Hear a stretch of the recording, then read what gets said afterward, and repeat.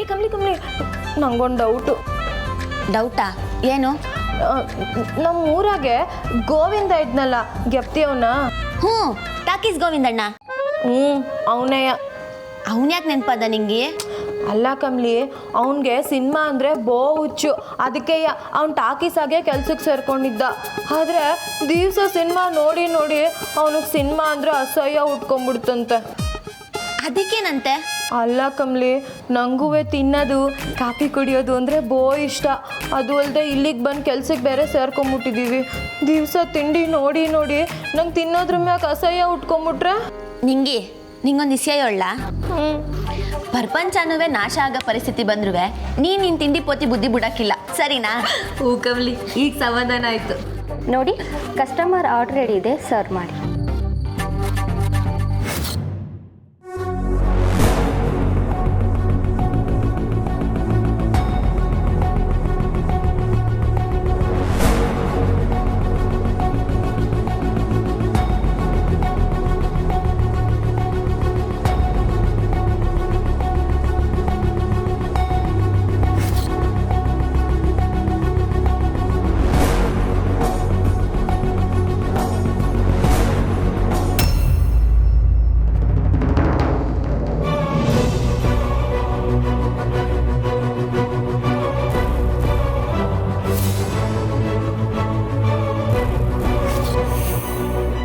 ಅಯ್ಯೋ ಕಮ್ಲಿ, ಮಾರವ್ವ ಮತ್ತೆ ಚಟ್ನಿ ಕತೆನ ಮಾಡ್ದಿಯಲ್ಲ.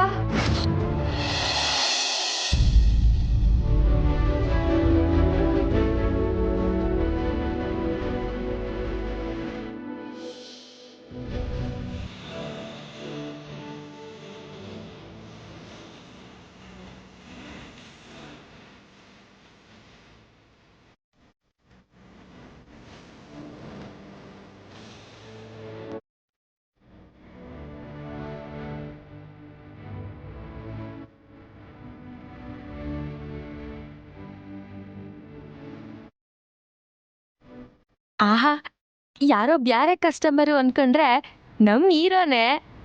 ಸಬಾಸ್. ಅಯ್ಯಯ್ಯೋ, ನಿಮ್ಮೇಲೆ ಬಿತ್ತೇನಪ್ಪ. ಸಾರಿ ಕಣಪ್ಪ.